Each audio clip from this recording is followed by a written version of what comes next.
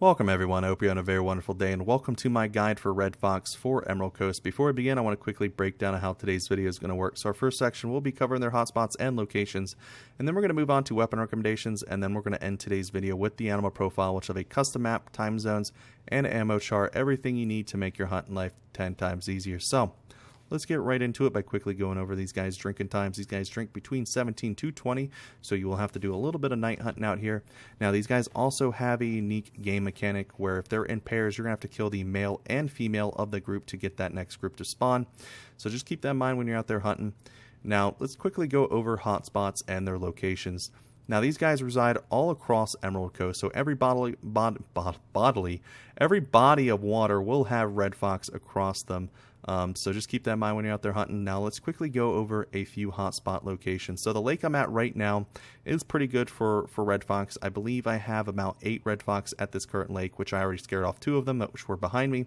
And then to the lake over here to the right is another big lake for Emerald Coast, which had quite a few Red Fox at it. And then the double lakes above where I'm at right now also had quite a few Red Fox.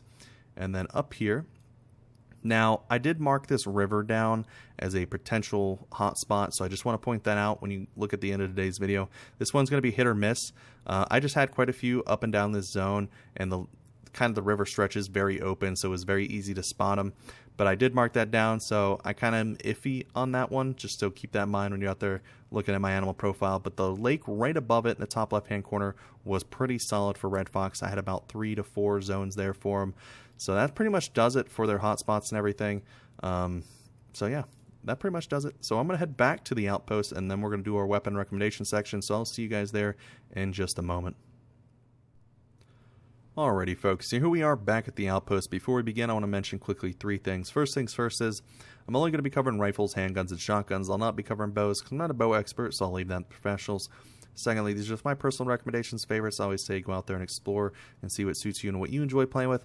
And then lastly, I'll be mentioning the DLC these weapons come from in case you want to pick them up for yourself. So let's get right into it with our first rifle of the day. The Ranger 243 is a base game rifle. You get it right off the bat at the very beginning of the game.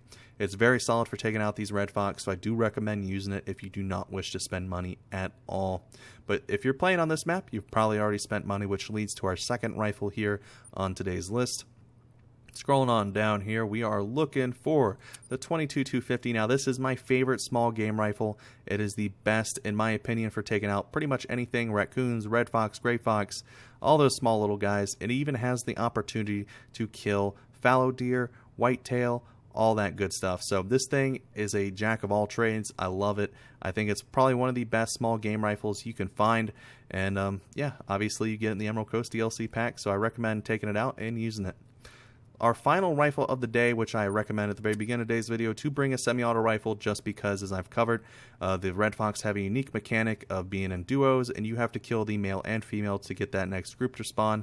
So I recommend the Zarza 15-223, just mostly because you have that semi-auto capacity. You have 5 rounds in there. It's got low recoil, so you can quickly pop both of them before they flee. So I do recommend this a lot, and you can find this bad boy in the Modern Rifle Pack DLC. Moving on to handguns, which I've already covered, the 243. The Kumo 243 is very, very solid. The reason why I think this is the second best pistol in all Call of the Wild is because you can put a rifle scope on it, which just beats all the other ones out of the ballpark when it comes into that having that zoom. So I do recommend using this if you wish to level up your pistols and you're just looking for something fun to hunt with. And you can find this in the Assorted Sidearms Weapon Pack DLC. Moving on to shotguns, we're going to scroll down here. I pretty much have recommended this for all of Emerald Coast. The Norden 20 gauge is a very, very solid shotgun.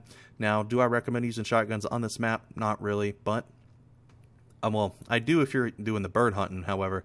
But if you're just out here just trying to hunt regular animals, you don't really have a lot of cover to use on majority parts of this map unless you're in the northern section, so I don't really recommend it. But I know people out there do and use their shotguns and do love them, which all you're going to be able to use with a majority of these is just the buckshot, as it covers that class too.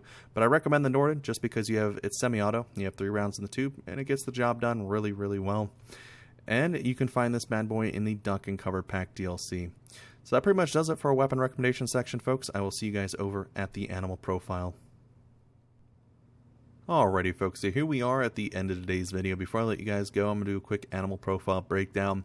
Starting on the left-hand side, we have all of our basic Red Fox information. We have our class, difficulty, silver, gold, and diamond threshold. We have our weight from least to greatest in kilograms and in pounds. We have our fur types covering common, rare, and very rare, and including all the Great One fur types.